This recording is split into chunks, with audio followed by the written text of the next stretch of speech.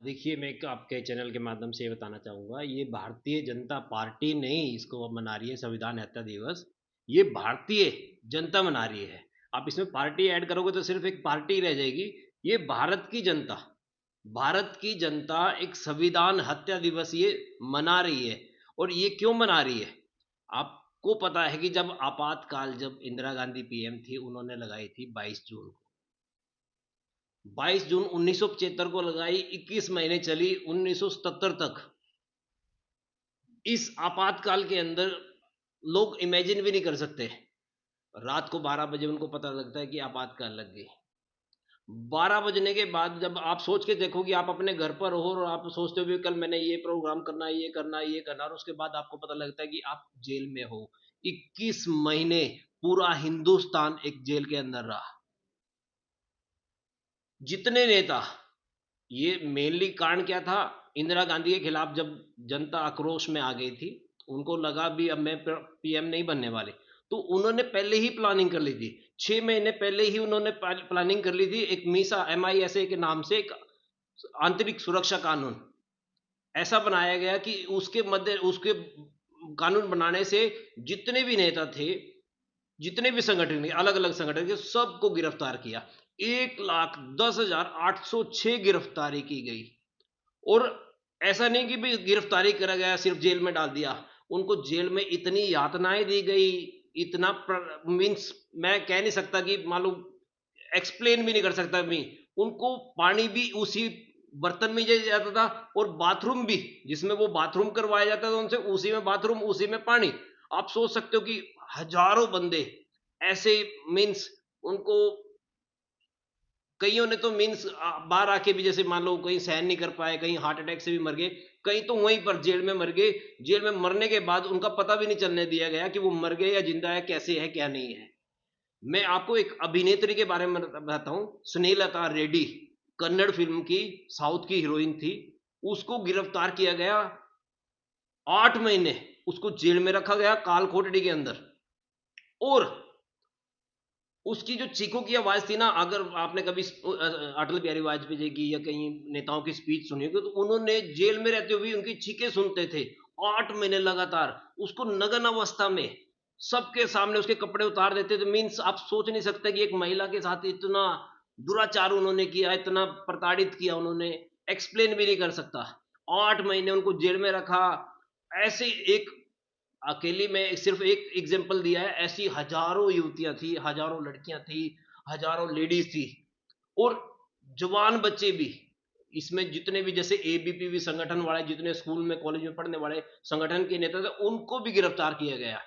और जो ये राष्ट्रपति शासन का एक लगा के चलो, इसका मकसद क्या था? इंदिरा का कहना था कि पूरे हिंदुस्तान में सिर्फ एक ही पार्टी रहे, कांग्रेस ओनली। उनका नारा था Indira is India, India is Indira.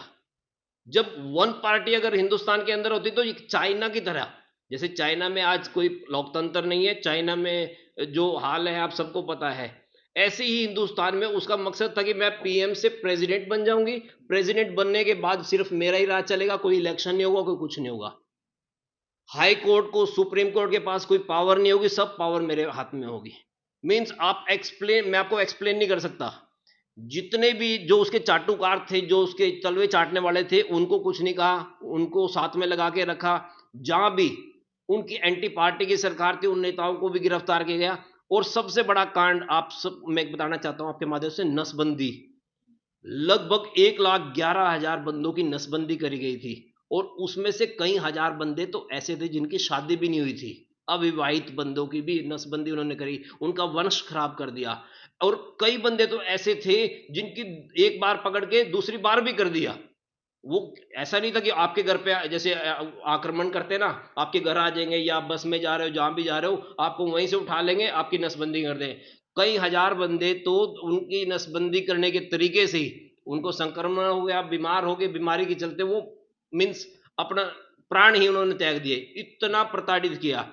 ना मीडिया पे कोई पावर थी, ना अखबार पे कोई, मीन्स मीडिया की सारी पावर छीन ली गई, न्यूज़पेपर बंद कर दिए गए, जो न्यूज़पेपर छापने वाले थे उनको भी गिरफ्तार कर लिया गया, जितने भी नेता थे उनको भी गिरफ्तार किया गया। और हजारों बिल्डिंग नहीं, मैं बोलूंगा घर उजाड़े गए उस टाइम। हजारों, ये किसके कहने पे होता था? मेनली संजय गांधी। संजय गांधी के पास इतनी कोई ऐसी कोई पावर नहीं थी जो वो कर सके। नसबंदी का आंदोलन भी उन्होंने चलाया, हजारों घर तोड़े गए, लोग उजाड़े गए। ऐसा मीन्स ये आपातकाल नहीं मैं इसको बोलूंगा, मीन्स ये तो एक काला अध्याय भारत की राजनीति में जो जुड़ा था।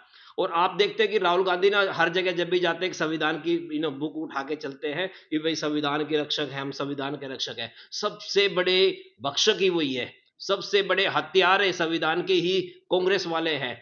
जब उनकी दादी थी उन्होंने नहीं संविधान माना, उनके जो नेहरू जी थे उन्होंने नहीं माना, आज उनकी चौथी पीढ़ी चल रही है, आज भी उनको संविधान नहीं मानते वो। आपको पता है कि 370 मोदी जी ने तोड़ी है, आज भी वो ये कह रहे हैं कि हम जैसे ही हमारी सरकार बनेगी हम 370 को दोबारा बहाल करेंगे। अरे वो संविधान की तो वो हत्यारे हैं वो, और वो कहते हैं कि हम संविधान के रक्षक हैं। मैं आपके माध्यम से ये कहना चाहता हूँ कि जो आपातकाल के अंदर जो लोगों ने यातनाएं सहन करी है, मैं आपको एक्सप्लेन नहीं कर सकता। रियलिटी में तो एक्सप्लेन वही बंदे कर सकते हैं जिन जिन पे बीती आप बीती। अगर आप किसी की आप बीती सुनोगे तो आपके रोंगटे खड़े हो जाएंगे, क्या क्या बनी है लोगों के साथ, मीन्स एक्सप्लेन भी नहीं कर सकता। और पुलिस भी, पुलिस बल का पूरा उन्होंने साथ लिया, पुलिस भी उनकी, आर्मी भी उनकी। मान लो जो वो कर सकते थे ना, एक संविधान की हत्या, वो उन्होंने किया। ये एक संविधान का काला दिवस भारतीय जनता पार्टी नहीं मना रही, ये पूरा भारत मना रहा है। मैं आपके माध्यम से ये कहना चाहूंगा, जब तक हमारी पीढ़ियों को, आने वाली नस्लों को ये नहीं पता लगेगा कि कांग्रेस ने क्या क्या कांड किए थे, कैसे संविधान की हत्या करी थी, लोगों को पता होना चाहिए। आज भी अगर आप आम जनता से पूछोगे तो उनको पता नहीं है कि संविधान की हत्या कैसे हुई थी या आपातकाल क्या था। तो आपके माध्यम से मैं कहना चाहूंगा कि सभी को पता लगना चाहिए कि आपातकाल एक ऐसा काला अध्याय था भारत की राजनीति में, जो सिर्फ इंदिरा गांधी ने ही किया था। और उनका मकसद सिर्फ ये था कि वन पार्टी ओनली, इंदिरा ही राज करेगी और कोई राज नहीं करेगा। तो मैं ये आपके माध्यम से ये कहना चाहता हूँ कि हर बंदे को पता होना चाहिए कि हमारे संविधान की हत्या जब की गई थी, 21 महीने लोगों ने कैसे सहन करे थे। तो बहुत बहुत आपका बहुत बहुत धन्यवाद। बट मैं आपके माध्यम से कहना चाहूँ, जनता को जागना पड़ेगा। जब तक जनता नहीं जागेगी, कांग्रेस फिर आएगी, फिर लुटेगी। 1977 में कांग्रेस हारी इलेक्शन, जेपी पार्टी, जनता पार्टी और दूसरी पार्टी के साथ उनका गठबंधन था, वो 294 सीट के करीब उन्होंने जीती। 154 इंदिरा गांधी की आई थी। ये भारत की जनता ने इतनी जल्दी भूल जाती है। 1977 में वो हारी, 1980 में फिर उनको पीएम बना दिया। 3 साल में ही जनता भूल गई। तो ये 3 साल में भूलने वाली बात नहीं है, इसको याद करने वाली बात है। आने वाली टाइम ऐसा होगा कि दोबारा अगर वो बनेंगे फिर संविधान की हत्या करेंगे। बहुत बहुत धन्यवाद। आज के मुख्यमंत्री जी पहुंचे थे करनाल, उन्होंने भी जो है काफी कुछ जानकारी साझा की कोरोना टाइम की, किस तरह जो है यातनाएं उस समय में दी जाती थी। एक बुजुर्ग भी जो है वहां पर सामने, वो भी जो है मुख्यमंत्री जी को बताते हुए नजर आ देखो, रहे ब्रिज थे। टक्कर थे वो, मैं भी वहीं पर था, ब्रिज टक्कर जी थे। उन्होंने बताया कि उनके पिताजी के साथ क्या क्या हुआ था, कैसे हुआ था। मीन्स आप एक्सप्लेन नहीं कर सकते। वो बंदा जब रो, सर जिसके पास साथ बीती है ना वो रोता है बंदा। भारतीय जनता पार्टी, रियलिटी में आज़ादी तो हम बोलते हैं कि 1947 में मिली थी, बट रियलिटी में हमें आज़ादी 2014 में मिली है। लोगों को पता लगा भी वाकई में संविधान क्या होता है, कैसे मीन्स आप देख सकते हो, आप इतनी तरक्की हो रही है, कितनी सड़कें, चाहे मेडिकल की फैसिलिटी हो, एजुकेशन की फैसिलिटी हो, भारतीय जनता पार्टी के शासन में ही सब कुछ हो रहा है। लोगों से क्या कुछ कहना चाहेंगे, मैं युवाओं को क्या कुछ मैसेज मैं देना चाहेंगे युवाओं युवाओं को को? ये अपील करना चाहूँगा कि आप लोगों को जागना पड़ेगा। आप लोगों को अपने बड़ों को, अपने बुजुर्गों को, अपने साथियों को, दोस्तों को, रिश्तेदार को, जो आने वाली पीढ़ी है उनको जगाना पड़ेगा। उनको बताना पड़ेगा कि कांग्रेस ने क्या-क्या कांड करे हैं। जब तक उनके कांड आप नहीं बताओगे, आने वाली पीढ़ी फिर उसको भूल जाएगी, फिर कांग्रेस का राज होगा, फिर कांग्रेस ऐसे ही नए-नए कांड करेगी। तो आपके माध्यम से ये मैं बताना चाहूँगा, जनता को जागना पड़ेगा। जब जनता जागरूक होगी तभी एक देश की तरक्की होगी।